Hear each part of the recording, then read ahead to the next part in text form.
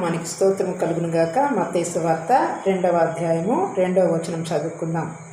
యూదుల రాజుగా పుట్టినవాడు ఎక్కడ ఉన్నాడు? తూర్పు దిక్కున మేము ఆయన నక్షత్రము చూచి ఆయనను పూజింపవచ్చితమని చెప్పిరి. చిన్న ప్రార్థన చేసుకున్నాం. పరిశుద్ధాత్మ తండ్రి, మీకు వందనాలు, స్తోత్రాలయ. చదవబడిన వాక్య భాగం ద్వారా నీ ప్రజలను బలపరచండి, దర్శించండి, మహిమ పొందండి. యేసు నామములో ప్రార్థించి అడిగి వేడుకుంటున్నాం తండ్రి, ఆమేన్. యూదులు అనేటువంటి వారు ఇశ్రాయేలు దేశంలో ఉన్నటువంటి ఒక ప్రత్యేకమైనటువంటి నిష్ట కలిగినటువంటి ప్రజలు. అయితే ఈ యూదులకి ఆయన రాజుగా పుట్టడానికి అంగీకరించారు. భూమి మీద అనేకమైనటువంటి జాతుల ప్రజలు ఉన్నా కానీ ఈ యూదా గోత్రమని అంటారు. యాకోబుకు 12 మంది పిల్లలు, వారిలో యూదా ప్రసిద్ధికి ఎక్కినటువంటి గోత్రం అయి ఉంది. కాబట్టి ఎందుకని ప్రసిద్ధికి ఎక్కింది అని అంటే, నిన్న దినాన్ని మనం చెప్పుకున్నట్లుగా యూదా అన్నదమ్ములందరిలో కూడా ఘనత పొందినవాడు. యూదా అంటే అర్థము స్తుతి అని అర్థము. స్తుతించేటువంటి ప్రజలలో ఆయన రాజుగా పుట్టడానికి, రాజుగా ఉండటానికి, ఆ స్తుతించే ప్రజల పక్షంగా ఉండటానికి ప్రత్యేకంగా యూదా గోత్రాన్ని మాత్రమే ఆయన కోరుకున్నాడు.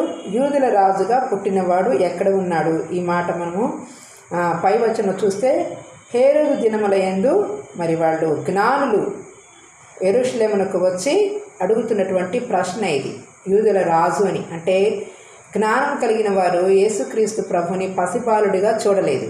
ఆయన ఎలా చూశారంటే రాజుగా చూసి, ఆ రాజుని దర్శించటానికి వారు తమ జీవితాలని త్యాగం చేసుకొని సుదూర ప్రాంతం నుంచి కూడా వారు ఎక్కడ ఉన్నాడని వెతుకుతూ వచ్చారు. కాబట్టి వెతుకుడి మీకు దొరుకునని ఎవరైతే ఆయన వెతుకుతారో సామెతల గ్రంథంలో రాయబడుతూ ఉంటుంది, నన్ను జాగ్రత్తగా వెతుకువారు నన్ను కనుగొందురు అని.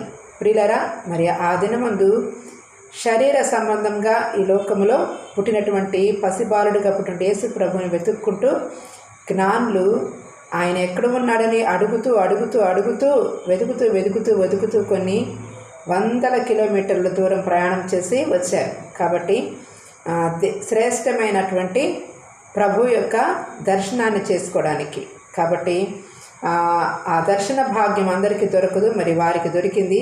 అయితే ఈ దినాన నీవు అంత సుదూర ప్రాంతాలకు వెళ్ళవలసిన అవసరము లేదు. నువ్వు ఉన్న చోటనే కూర్చొని రాజా అని పిలిచిన, తండ్రి అని పిలిచిన, ప్రభు అని పిలిచిన ఆయన పలకటానికి ఇష్టపడుతూ ఉన్నాడు. ఆయన నీ హృదయంలో జన్మించటానికి ఇష్టపడుతున్నాడు. కాబట్టి నూతన జన్మానుభవం.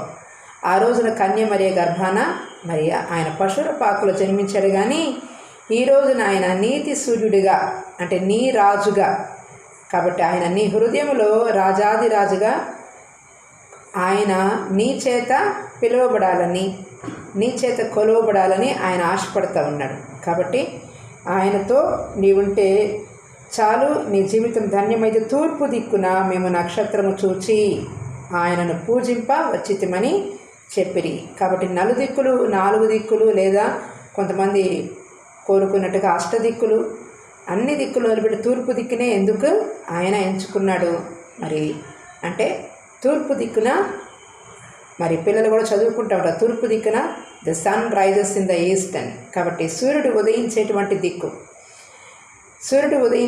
దిక్కు సహజంగా భూమి మీద ఉన్నటువంటి ప్రజలు కూడా తూర్పు వైపు వాకిళ్ళు ఉండాలి, తూర్పు వైపు గుమ్మాలు ఉండాలి అని కోరుకుంటూ తూర్పు దిశగా ఉండేటువంటి స్థలాలనే ఎక్కువగా ఇష్టపడుతూ ఉంటారు. కాబట్టి ఈ జ్ఞానులు కూడా తూర్పు దిక్కు నుండే వచ్చారు. వారి జ్ఞానం గొప్పది, వారి ఆలోచన విధానం గొప్పది, వారికి ఉన్న ఐక్యత గొప్పది.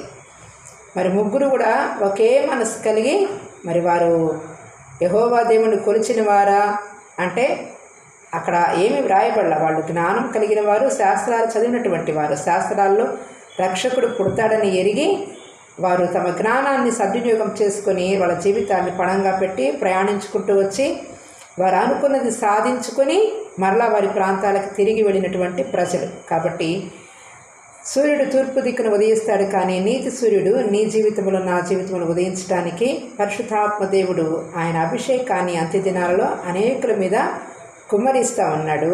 ఆయన అభిషేకం మనందరి మీద నిలిచి ఉండునుగాక. దేవుడి మాటలు దీవించునుగాక. May God bless you all.